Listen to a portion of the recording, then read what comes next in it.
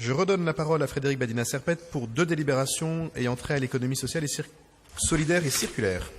Merci Monsieur le maire. Tout d'abord la DAE 252, subvention d'investissement et convention avec 7 structures en faveur de l'insertion et du réemploi. Il s'agit là d'une délibération parisienne puisqu'il s'agit de subventionner des associations qui agissent dans différents arrondissements de la capitale. S'il s'agit de se focaliser sur le 18e, je vous en citerai 2 puisque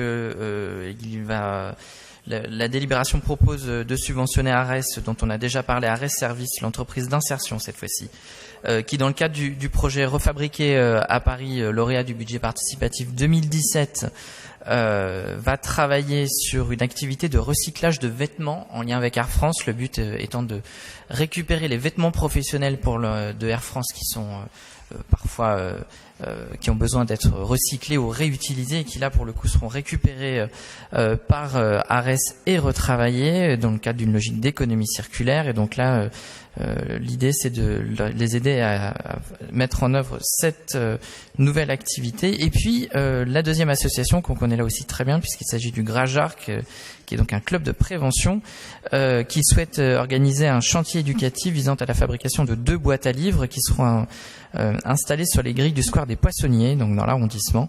Le projet s'appelle des arbres aux livres pour tous. Et donc là, l'objectif c'est de les aider à financer cette réalisation. Voilà pour la première délibération. J'enchaîne avec la deuxième, j'imagine. Des 288, subvention avec 8 structures du réemploi textile et de la mode responsable. Toujours une délibération parisienne qui là concerne la mode éthique, ce qu'on appelle la mode éthique. Il faut savoir qu'aujourd'hui, 20% de la population mondiale est attribuée, en tout cas dans les eaux, est attribuée au procédé de teinture textile. 16% de pesticides utilisés dans le monde le sont pour la culture du coton. 60% des microplastiques que l'on retrouve dans la mer et dans nos océans sont issus du lavage des vêtements synthétiques.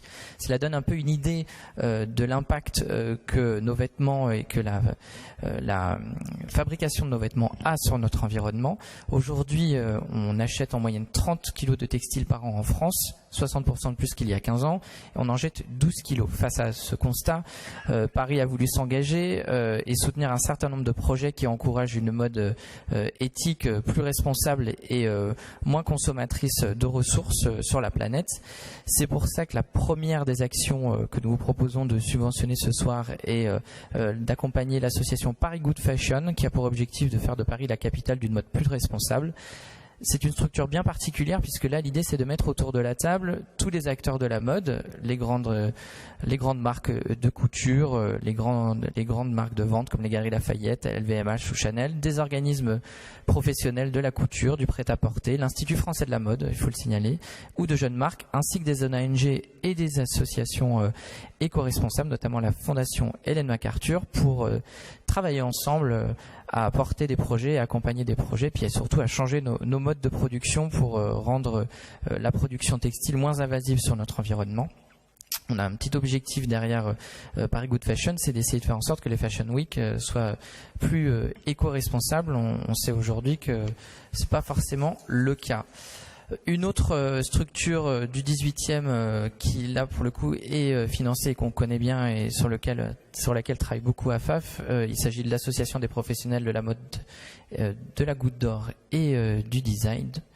L'idée c'est donc de continuer l'accompagnement que nous avons au quotidien de la structure. Je vous rappelle dernièrement l'atelier mutualisé qui a ouvert et qui permet à un certain nombre de fabricants de pouvoir bénéficier d'outils pour produire en petite quantité leur production. Voilà, et donc là il s'agit de distribuer à cette association une subvention de fonctionnement de 16 000 € au titre de l'exercice 2019. Voilà pour les structures qui sont concernées dans l'arrondissement. Merci beaucoup Frédéric. Sur ces 2 délibérations, je ne vois pas de demande de prise de parole. Je vais donc les soumettre au vote. DAE 252 qui est pour unanimité, DAE 288 même vote, unanimité. Je vous en remercie.